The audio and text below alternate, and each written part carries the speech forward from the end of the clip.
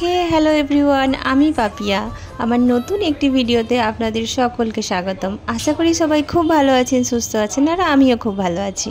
শুরুতেই বলে রাখি, আজকের ব্লগটা আমাদের 15তম বিবাহবার্ষিকীর ব্লগ, যেটা ছিল 2023-এর আগস্টে। এর আগের 14 বছরের বিবাহবার্ষিকী নানান রকমভাবে পালন করেছি।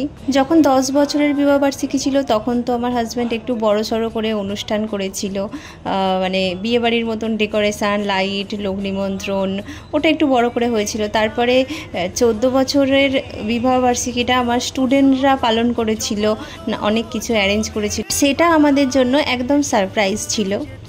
আর বাকি বছরগুলো আমরা নানান রকমভাবে সেলিব্রেট করেছি। তো 15 বছরের বিবাহবার্ষিকীটা ইচ্ছে ছিল একটু অন্যরকমভাবে পালন করব, কিন্তু ওই দিন আমার ছেলের পরীক্ষা থাকায় আমরা আর অন্য কিছু করিনি। বাড়িতেই ছোটোখাটো করে একটা সেলিব্রেট আমরা তিনজনে, ছেলে, আমি, হাজব্যান্ড, তিনজনে মিলে সেলিব্রেট করেছি। এখানে আপনারা দেখতেই পাচ্ছেন কেক, তারপরে এই গিফটগুলো আমার হাজব্যান্ডই আমাকে সব দিয়েছিল। আর আমি রান্না করেছিলাম এখানে পোলাও, চিকেন কষা, আর আমার হাজব্যান্ড রাবড়ি খেতে ভীষণ ভালোবাসে, তো ওর জন্য রাবড়ি বানিয়েছিলাম। আর মিষ্টি বাড়িতে ছিল। ইচ্ছে ছিল 15 বছরের বিবাহবার্ষিকীটা অনেক ছোটো ছোটো বাচ্চাদের সাথে কাটাবো আর তাদেরকে নিজের হাতে কিছু রান্না করে খাওয়াবো। বিবাহবার্ষিকীর দিন যেহেতু ছেলের পরীক্ষা ছিল, তো ওই দিন কিছু আর না করে তার 3-4 দিন পর আমরা গিয়েছিলাম চাকদা। ওখানে যে অভিযান অ্যাসোসিয়েশন রয়েছে, সেই অ্যাসোসিয়েশন এইরকম অনেক বাচ্চাদের দায়িত্ব পালন করে, মানে ওদের লেখাপড়া, ওদের খাওয়া দাওয়া, ওদের নাচ গান আবৃত্তি, এই সমস্ত কিছু। আর ওই অ্যাসোসিয়েশনেরই এক ভদ্রলোকের সাথে আমার চেনা পরিচিতি আছে, তো ওনার সাথে আমি কথা বললাম এই ব্যাপারে। যেহেতু আমি বলেছিলাম যে আমি নিজে রান্না করে নিয়ে যাব, তো যেদিন আমরা গিয়েছিলাম সেই দিন একদম ভোরবেলা উঠে আমি এখানে রান্না বসিয়ে দিয়েছিলাম। তো আমি রান্না করেছিলাম হচ্ছে মিক্সড ফ্রাইড রাইস আর চিকেন কষা। তো এগুলো একদম বাড়িতেই আমরা প্যাকিং করে, আমার বোন এসেছিলো, আমার ছোট বোন, ও, আমার হাজব্যান্ড, আমি একদিকে রান্না করছি আর ওরা দুজনে এখানে খাবারগুলো সব প্যাকিং করছে। আমরা একটা গাড়ি ভাড়া করেছিলাম, কারণ আমাদের ধনিয়াখালি থেকে চাকদা তো অনেকটা ডিস্টেন্স, আর এত খাবার দাবার নিয়ে গাড়ি করে ছাড়া আসা যাবে না। তো গাড়িতে সব খাবার প্যাকিং করে নিয়ে আমরা এখানে এসেছি। এই যে চাকদা অভিযান অ্যাসোসিয়েশন, এখানে আপনারা দেখতেই পাচ্ছেন কত ছোট ছোট কিউট কিউট বাচ্চা। সেদিন ওখানে গিয়ে ওদের সাথে কথা বলে, এত কাছ থেকে ওদেরকে দেখে আমাদের যে কতটা ভালো লেগেছিলো সেটা হয়তো আমরা ভাষায় প্রকাশ করতে পারবো না। আর ওরাও সেদিন ভীষণ খুশি ছিল আমাদের সাথে কেক কাটা, সেলিব্রেট করা।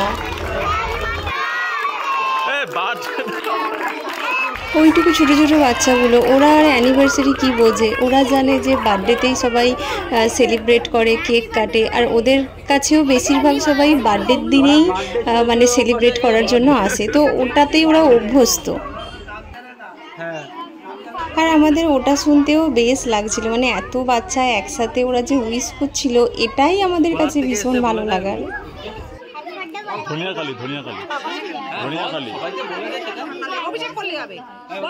আর ওই অ্যাসোসিয়েশনের দাদা দিদিরাও ভীষণ ভালো ছিলেন। ওনাদেরকে তো কুর্নিশ যে ওনারা এরকম এত পুণ্যের একটা কাজ করছেন, এত বড় দায়িত্বের কাজ করছেন, এত বাচ্চাদের দেখাশোনা, ওদের পড়াশোনা, শুধু পড়াশোনা নয়, ওদেরকে নাচ গান কবিতা আবৃত্তি সব কিছু ওদেরকে শেখান দায়িত্ব নিয়ে।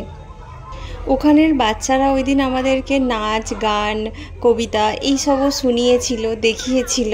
তখন তো আর ব্লগ করব এরকম কিছু ভাবিনি, তাহলে সব কিছু ডিটেলসে দেখাতে পারতাম। এই ভিডিওগুলো জাস্ট নর্মাল সব কিছুতে যেমন ভিডিও করে থাকি সেরকমই করেছিলাম। এই ভিডিওগুলো আমার কাছে ফোনে ছিল। আর এখন আমি ব্লগ করছি দেখে ওই অ্যাসোসিয়েশনেরই যে দাদার সাথে আমার পরিচয় আছে, সুদীপ্ত দা, উনিই আমাকে বললেন যে তোমাদের অ্যানিভার্সারি দিনে এখানে যে এসেছিলে, তো সেটার একটা ব্লগ যদি শেয়ার করতে তাহলে ভালো লাগতো। এখানে দেখুন এই পুচকু পুচকু বাচ্চাগুলো কি সুন্দর আমাদেরকে নাচ দেখাচ্ছে। সেদিনের সব ভিডিও আমার কাছে ফোনে নেই, যেহেতু অনেকগুলো মাস পেরিয়ে গেছে, আর ফোনেতে আর কত ভিডিও রাখবো, ফোনের মেমোরি আর কতই বা থাকে, তো সেই কারণে অনেক ডিলিট হয়ে গেছে। কিন্তু উনি যেহেতু আমাকে বললেন, তো আমার মনে হলো যে হ্যাঁ, তাহলে ওই দিনের এই ব্লগটা শেয়ার করা যেতেই পারে। যতটুকু যা আমার কাছে ভিডিও আছে, আমি ওনাকে বলেছিলাম ঠিক আছে আমি দেখবো আমার কাছে যে ভিডিওগুলো আছে সেইগুলো নিয়ে একটা ব্লগ করার। তো সেই কারণেই এতদিন পর আবার এই ব্লগটা আপনাদের সাথে শেয়ার করা।